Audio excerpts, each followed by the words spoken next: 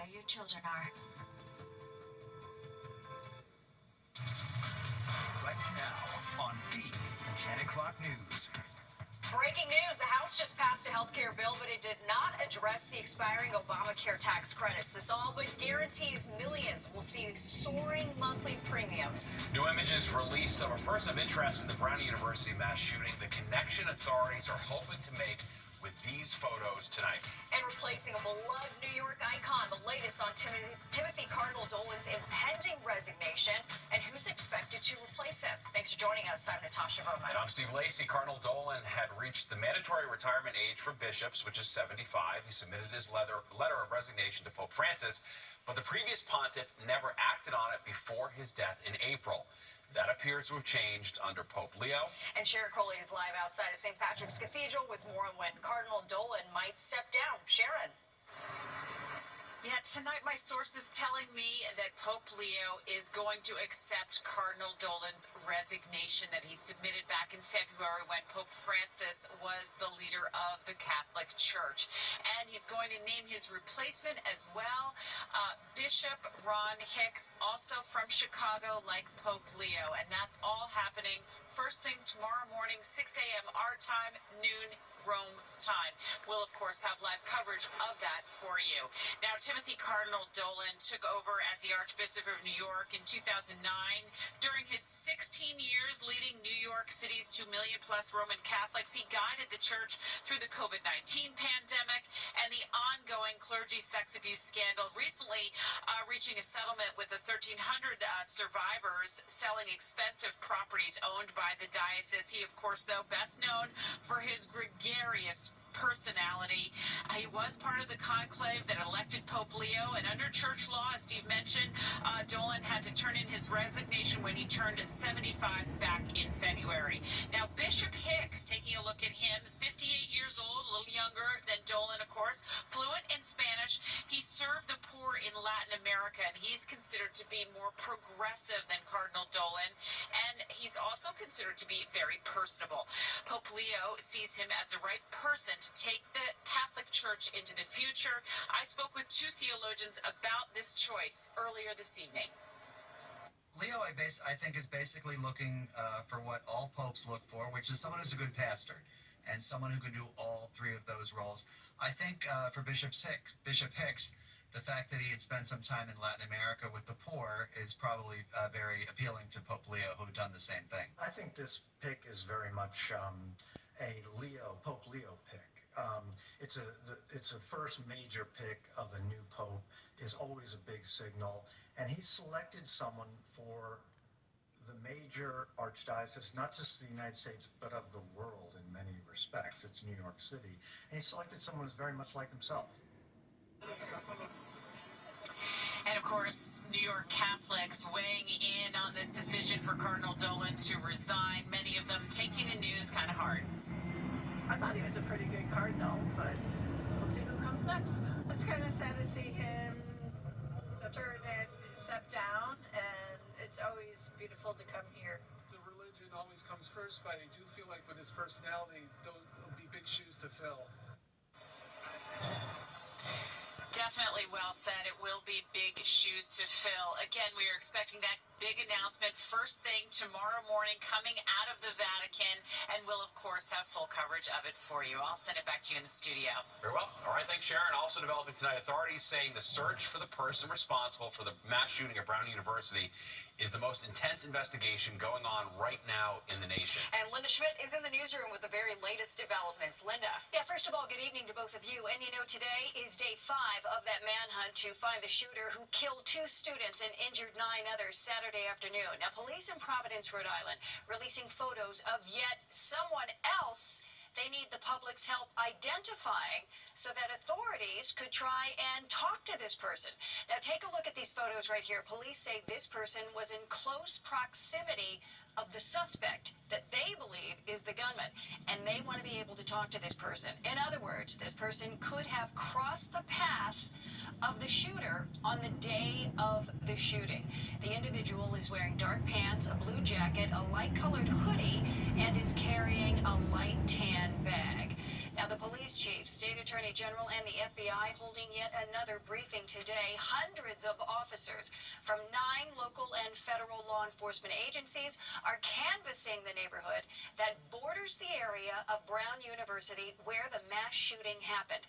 And then this is the person that police believe opened fire inside a classroom. Here he is right here, the person.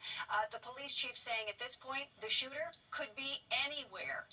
He also said they have DNA evidence from the scene. We have found a lot of evidence that we need to use and utilizing to hopefully guide us in the right direction in order to identify the individual that we're looking for. And you have the DNA evidence? This actual physical evidence, there's DNA evidence, there's a lot of evidence that we're collecting to ensure that we can find the answer.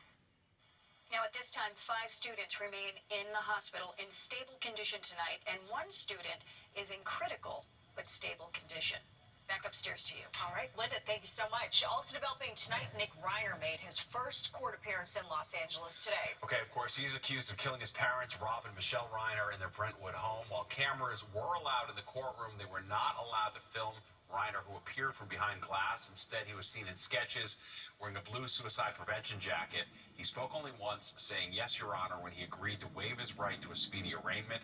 His lawyers asked for and were granted a postponement of his arraignment on murder charges. They say more time's needed to prepare their case and review the evidence. There are very, very complex and serious issues that are associated with this case. Those need to be thoroughly but very carefully dealt with. All right, today Reiner's brother and sister released a statement thanking everyone for their condolences and also asking for privacy. The accused gunman in the deadly mass shooting at a Hanukkah celebration at Australia's Bondi Beach has now been charged. 24-year-old Naveed Akram was charged today with 59 offenses, including murder and terrorism. The news comes as hundreds of mourners gathered in Sydney to begin funerals for the victims. The woman accused of stabbing a shopper inside a Macy's Herald Square bathroom was in court today. Prosecutors say Carrie Ahern has been indicted by a grand jury. She's facing charges, including attempted murder. The DA says the 43-year-old attacked a tourist who was changing her 10-month-old in a restroom last week. The victim was hospitalized in stable condition. Authorities say Ahern had just been released from a psychiatric ward the morning of the attack. The judge ordered her held without bail. Well, President Trump addressing the nation tonight from the White House. And he touched on his accomplishments and his agenda for next year concerning border security and the economy. All right, throughout the entire speech, he blamed the Biden administration for the problems the nation has faced, insisting his administration has solved most of them. Trump says the economy is on the way up, and that was accomplished by the tariffs he imposed. He also had some welcome news for our troops.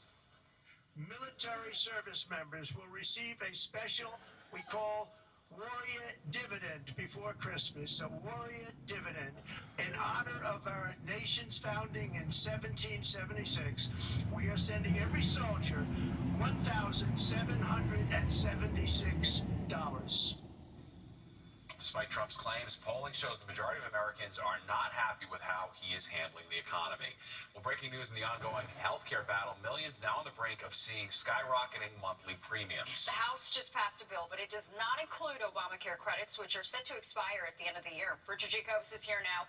And Richard, let's start with comments the president just made about healthcare. Natasha, see, that's right. President Trump launching his own healthcare website tonight. It's called TrumpRx.gov, and it promises to help patients find the lowest prescription drug prices in the country. The president also saying he has been negotiating with drug companies and other nations, slashing drug prices by as much as 600%. Meanwhile, on Capitol Hill, 4 moderate Republicans bucking their leadership and signing on to a Democratic-led petition to force a House vote to extend the ACA subsidies. The move coming on the same day the House passed a health care bill aimed at lowering costs for some Americans by 11%, but did not address the rising premiums that millions will face if the subsidies are not extended. That's because COVID-era tax credits will expire on December 31st. New York Congressman Mike Lawler speaking out shortly after signing that petition.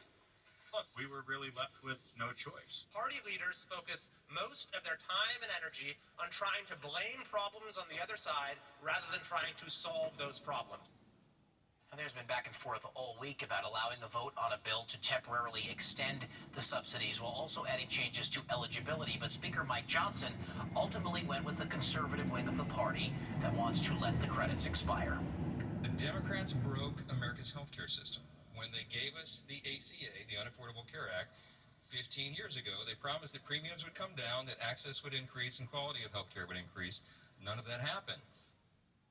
Trump saying he does not favor the subsidies, but would rather have Americans pick and pay for their own health care plans. So far, the president has not said how he would achieve that. Meanwhile, any vote on the discharge petition wouldn't happen until January, and even if it passes, experts say it's unlikely to clear the Senate. Natasha, Steve. All right, Richard, thank you. Also breaking tonight, the government admits the FAA and the Army played a role in causing January's deadly air collision near Washington, D.C. 67 people died when an American Airlines regional jet and a Black Hawk helicopter collided over the Potomac River. But the government filing also suggests that others, including the pilots of the jet and helicopter, also played a role. The admission is an official response to the first lawsuit filed by one of the victims' families. It also blames American Airlines and its regional partner, PSA Airlines, for the crash. The airlines have filed motions to dismiss the suit. A major shakeup coming to the FBI. Deputy Director Dan Bongino says he plans to resign next month. He made that announcement on social media. He didn't say exactly when he will step down or what his future plans are. President Trump said earlier today that Bongino did a great job and wanted to go back to his podcast. He clashed with Justice Department officials at times over the handling of the Jeffrey Epstein case. Well, it's something Knicks fans have been waiting decades to hear. The team won a championship. But does it really matter? We caught up with fans to get their thoughts on the team being crowned the 2025 NBA Cup champions. All right, and not really into holiday shopping this year. If so, you are definitely not alone. How many are taking the easy way out when it comes to buying Christmas gifts? And Nick has more on this weather and sudden warm-up. Nick? Yeah, we got well into the 40s today. We'll be some 50s here tomorrow, but keep an eye on this front coming our way. It's going to bring some heavy rain and some high wind. I'll tell you about it when the 10 o'clock news returns. Welcome back. FIFA Fan Festival tickets are now available. The festival is set for June in Liberty State Park. If you buy 2 tickets before December 31st, you get a discount. The event will feature viewing of the World Cup matches during the week of June 11th. And the Knicks were crowned champions last night. All right, they won the NBA Cup. They celebrated on court. But does it really matter to most fans? Kendall Green caught up with Knicks fans to get their thoughts. She got me this Jalen Brunson shirt. I already got a Jalen Brunson shirt, but you can never have too many Jalen Brunson shirts. Knicks gear in high demand at the NBA store in Midtown, following their first championship win in more than half a century, taking home the 2025 NBA Cup. As Spike Lee would say, orange and blue skies, baby. I'm feeling really good after last night, man, celebrating the cup. In their 124-113 victory over the San Antonio Spurs in Vegas Tuesday, the Knicks gave their fans a glimpse of what raising a championship trophy could feel like next year.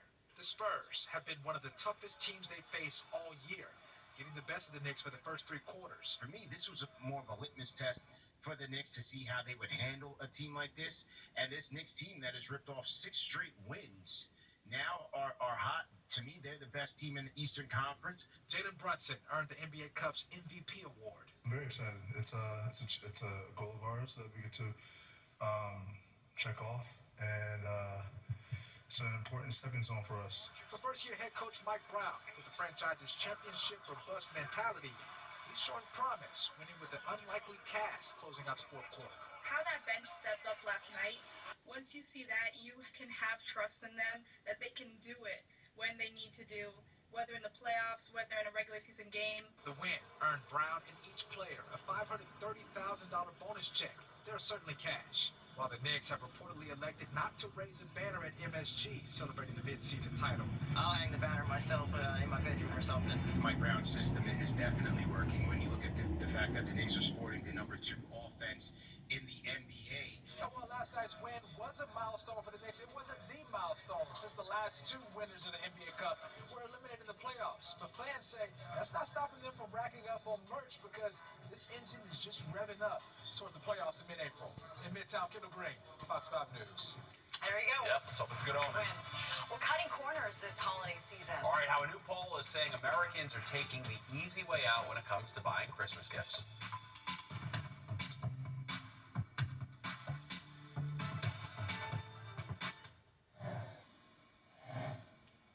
Holiday shoppers shoppers appear to be getting lazy. All right, a new poll is out on Christmas gifts, and as Teresa Priolo explains, cash is king. 'Tis the season for doing more with less, and for some, that means more gift giving with less time, patience, or brain power to think of and buy a physical gift. So they turn to cold hard cash. I would love to get cash. You would love it? I would love cash. Why?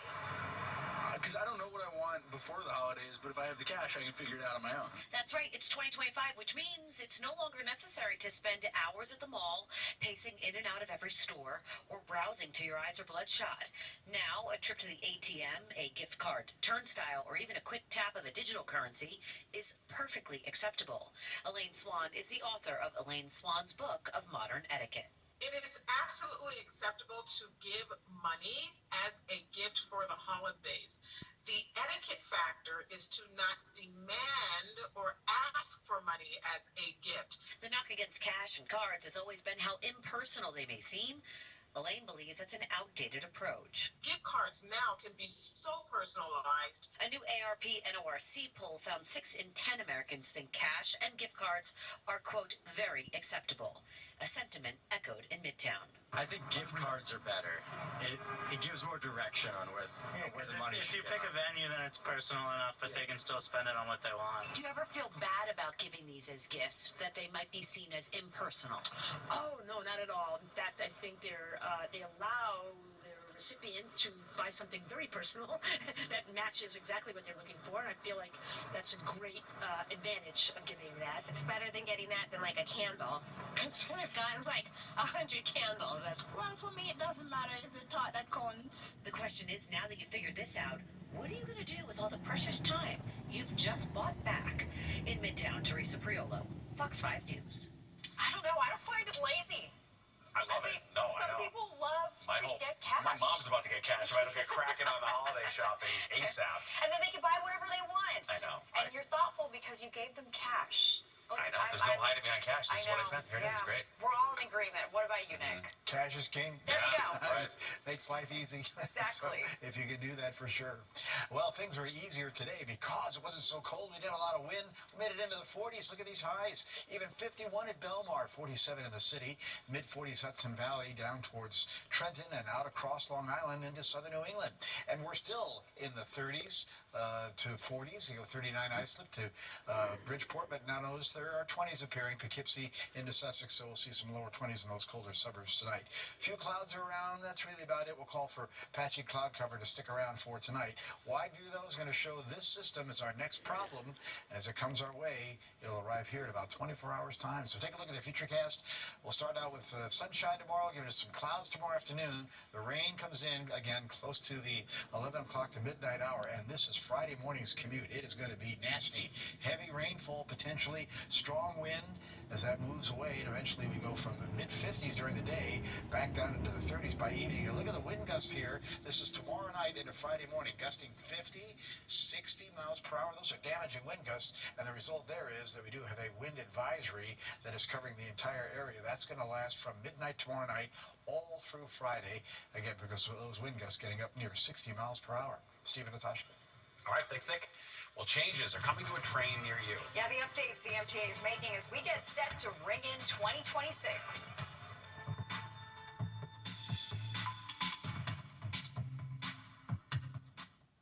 You're watching the 10 o'clock news.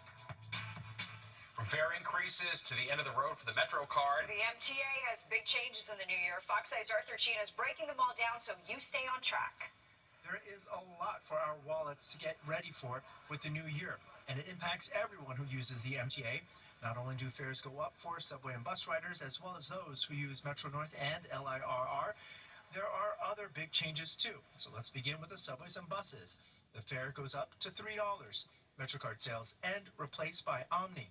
Omni fare capping replaces unlimited MetroCards, and fare capping gets extended to express bus riders. MTA officials think the biggest adjustment will be to the 5% of New Yorkers who still use MetroCards. Remember, what's happening is not that we're not going to accept MetroCard. It's that we're stopping MetroCard sales. Things get more complicated for LIRR and Metro North users. Just like for subway and bus riders, their fares are going up too, up some 4.5% for monthly and weekly tickets. about 8% for other fare types.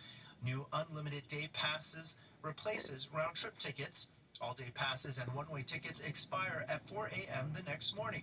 The MTA says it's to reduce fare evasion, where riders intentionally do not activate their tickets to reuse them in case conductors don't get to checking their ticket.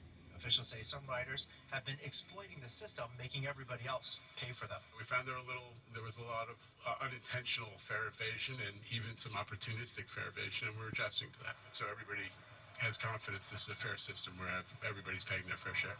To encourage riders to buy their tickets through the app or vending machines, riders will get hit with a $2 surcharge if they buy their ticket from the conductor on board. And family discounts are expanded, so kids 5 to 17 years old ride for $1 each. And there's one more change coming in 2026 that many riders tell us they do not like, and that is if they do not activate their ticket before getting on a commuter rail, they get charged a surcharge. I don't like that. The train already costs money. Please don't make us pay a fee. Sorry. That just doesn't seem fair. I mean, even on the train today, the people sitting next to me didn't even have the app. They had to download the app while they were there to do it. You still have the machines to buy your ticket, no? Whether they collect it or they don't. You should pay for your ride. So I don't have a problem with it. Whatever we think of the changes, they're pulling into the station that is 2026. Arthur Chian, Fox 5 News. Well, it is the latest installment in our Finding Faith series. A special sculpture of late Pope Francis that now stands at St. Patrick's Cathedral, the story and the artist behind it.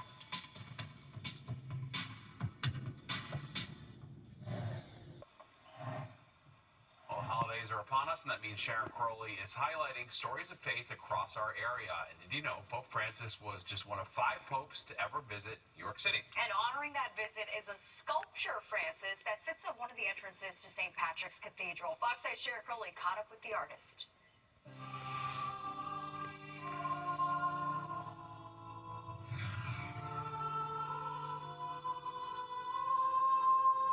I always tried to feel the person's spirit, and he had such warmth and love and humility and kindness. Using her hands and her heart, sculptor Carolyn Palmer says she tried to capture the true spirit of Pope Francis.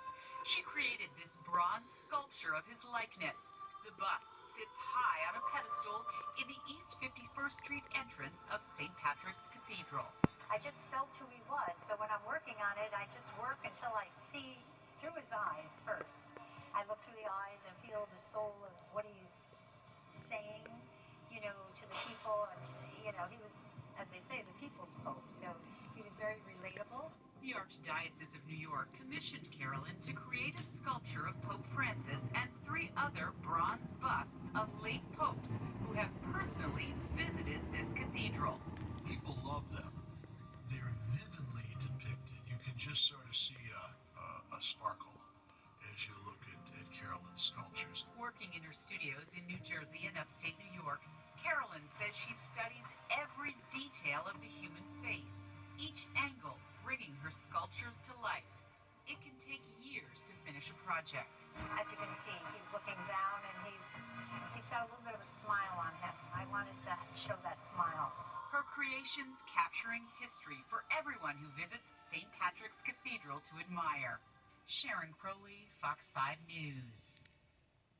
And you can watch Sharon's Finding Faith special throughout the holidays, starting on Christmas Eve. Look for her reports right here on Fox 5 and streaming in the free Fox local app. Well, warmer weather and a storm heading our way. All right, Nick is back with forecast.